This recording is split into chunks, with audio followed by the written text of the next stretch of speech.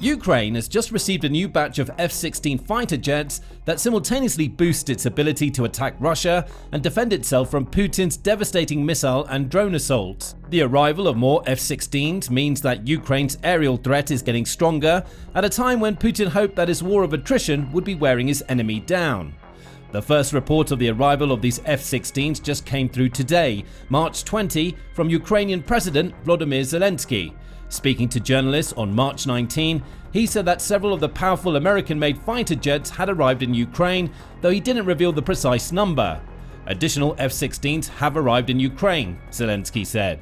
The Russians lied that they shot down something there. They didn't shoot anything down. And the good news is that several F-16 aircraft have arrived in Ukraine. Wait, Russians claim to have shot down an F-16?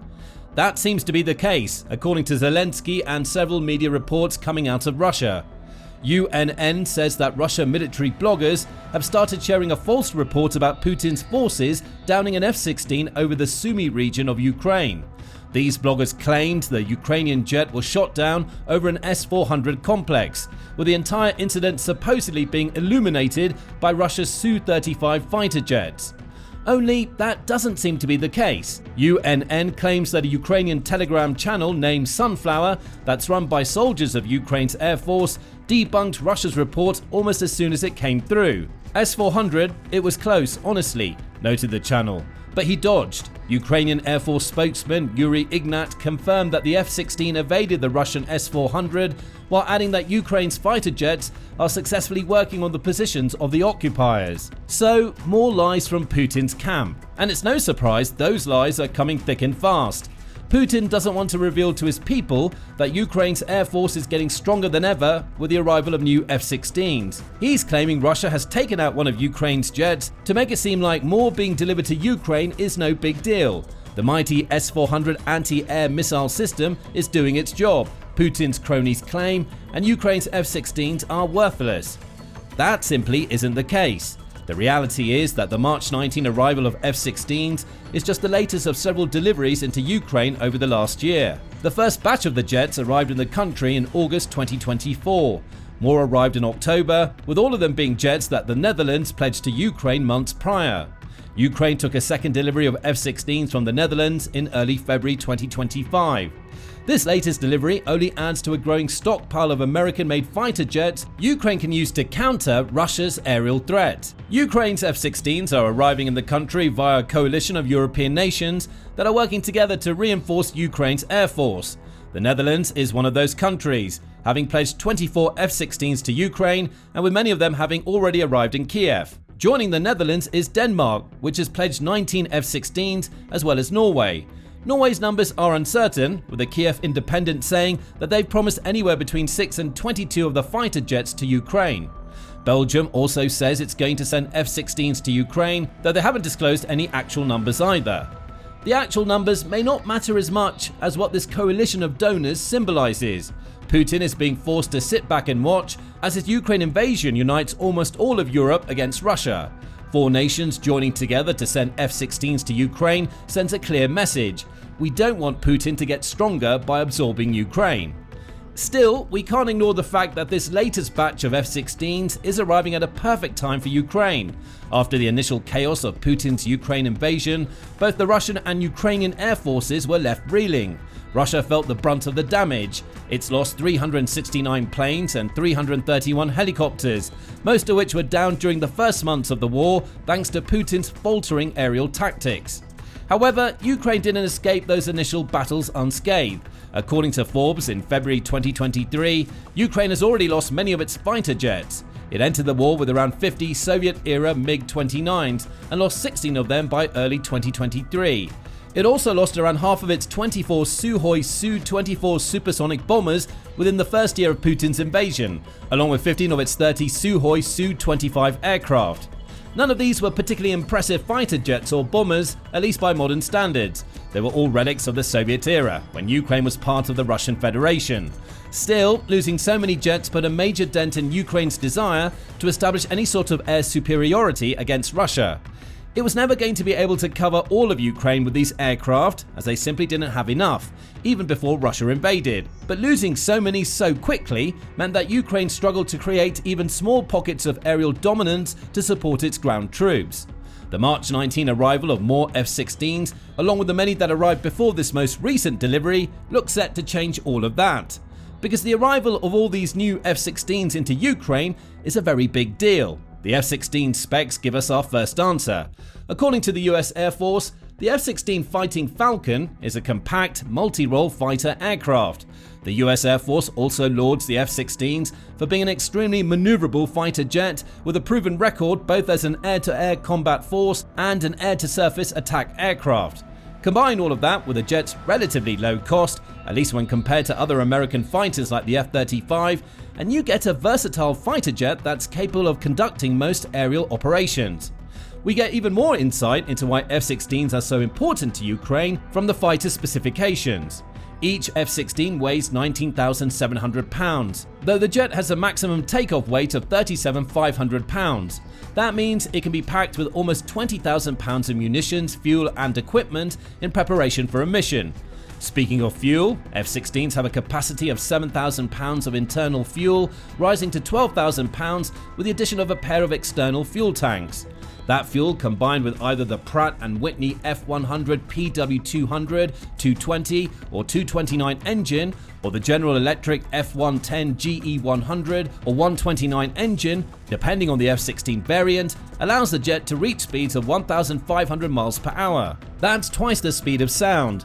An F-16 has a maximum range of 2,002 miles, which is more than enough for Ukraine to use it against most key Russian targets, and can reach a ceiling of above 50,000 feet. All of that is impressive enough, but it's the F-16's payload that makes it a true boon for Ukraine and a massive threat to Russia. F-16s typically come equipped with a pair of 2,000-pound bombs, which can be dropped on ground targets, along with two each of the AIM-9 and AIM-120 missiles the jet uses to fend off aerial threats. A single M61A1 20mm multi-barrel cannon is also installed into the jet, along with 500 rounds. Plus, Ukraine also has the option of installing external stations that can carry anything from more missiles to electronic countermeasure pods that prevent Russia's electronic warfare systems from jamming the F-16's weapons.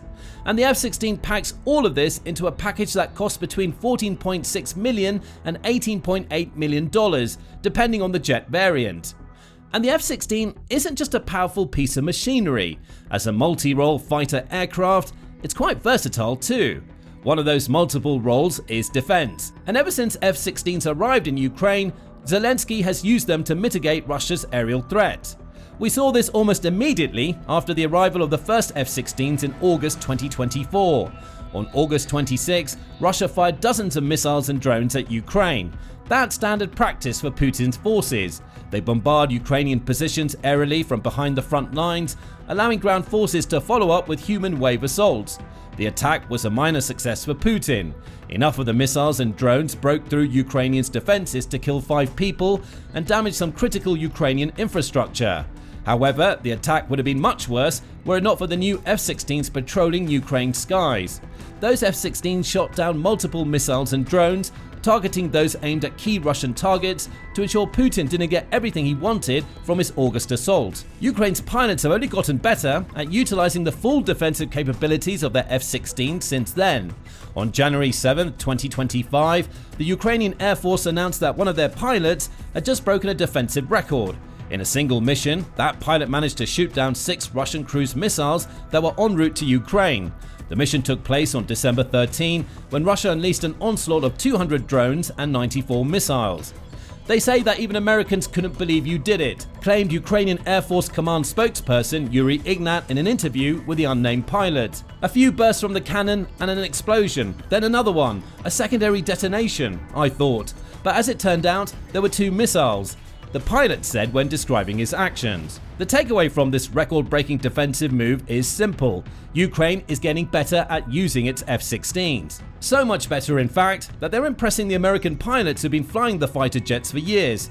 That can only mean bad news for Putin. If the limited number of F-16s Ukraine had at its disposal was so effective as a defensive force back in January, what does the March arrival of even more of the jets mean for Russia? More of its missiles and drones are going to be shot out of the Ukrainian skies.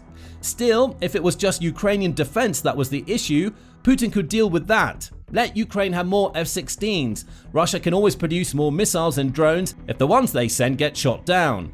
Only Ukraine isn't only using its F-16s to defend its territory, it's taking full advantage of the jet's multi-role capabilities to launch attacks against Russia. That's according to Forbes military correspondent David Axe. On February 27, he published an article in which he claimed that Ukraine's F-16s have left their comfort zone. If the first few months of missions they carried out focused on defense, what they're doing now shows that Ukraine is getting more comfortable about using them to assault Russian positions. Laden with Ukraine's best-to-air missiles, precision glide bombs and radar jammers, Ukrainian Air Force Lockheed Martin F-16 fighters are increasingly targeting Russian forces along the 800-mile front line of Russia's 3-year wider war on Ukraine, Axe writes. Axe cites videos that demonstrate Ukraine is sending F-16s with different loadouts into the fight. Some of Ukraine's jets are patrolling the most dangerous eastern parts of the country, where they're loaded with AIM-9 and AIM-120 missiles used for the defensive operations. Others are being sent out on bombing raids, equipped with twin pylons that carry 8 250-pound small diameter bombs, along with the AN/ALQ-131 electronic countermeasure pods that prevent Russia from jamming the aircraft. Add 4 air-to-air missiles and a pair of drop tanks to those F-16s, and you get clear attacking threats. The second loadout allows Ukraine's F-16s to go on the attack. It gives the jets the ability to engage Russian targets in the air and on the ground, both from scores of miles away, while also detecting and jamming Russian radars and surface-to-air missile batteries, according to Axe. Therein lies a problem for Putin. When Ukraine first received F-16s, it had such a limited number that Zelensky wasn't willing to take many risks. He could use the jets for defense, but engaging in aerial assaults on Russian positions wasn't a possibility because Ukraine couldn't afford to lose any of the handful of jets it had. With the March 19 delivery, Ukraine has just taken in its third influx of F-16s since it received its first half dozen in August 2024. Now it can take risks. Now it can attack Russia on and behind the front lines. And now, Ukraine's F-16s pose a greater threat to Putin's aerial strategy than ever before. Even worse for Putin is what those jets represent. They're as much of a symbolic threat to Russia as they are a direct aerial threat. That's according to The Economist, which points out that even with new deliveries incoming, Ukraine has too few F-16s to defeat the Russian military. But the arrival of any at all is a symbolic victory for Ukraine. With at least 4 European countries allied against Putin's aggression and the Netherlands, Norway, Belgium and Denmark sending F-16 to Ukraine, they're indirectly defending themselves against Russia while signaling to the rest of Europe that it's time to beef up Ukraine's aerial threat. Sweden has also joined the coalition to send F-16s to Ukraine, announcing that it intended to deliver 2 of the jets back in May 2024. And it's not just F-16s that are making their way to Kiev. With Ukraine having proven so effective at using the American-made jets they've received thus far, France is now sending its own fighters into the country. When Ukraine received its third delivery of F-16s back in February, they were accompanied by the arrival of several French-made Mirage 2005 fighter jets. These jets are comparable to the F-16s, capable of speeds of Mach 2.2, a bit faster than the F-16, and can reach a 50,000-foot flight ceiling. They also include similar missile armaments, along with radars to counter Russia's electronic warfare tactics. This is terrible news for Putin. Last year, he thought he would only be dealing with a drip feed of F-16s into Ukraine that he believed Russia could shoot out of the skies. Now, Ukraine is receiving regular deliveries of these powerful fighter jets. The March delivery came less than a month after the February delivery, and Russia also has to deal with other European-made fighter jets.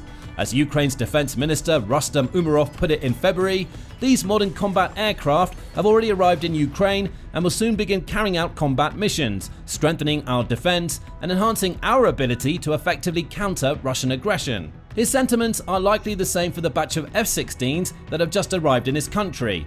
It all adds up to Europe sending the collective message to Putin that it's time for his forces to get out of Ukraine.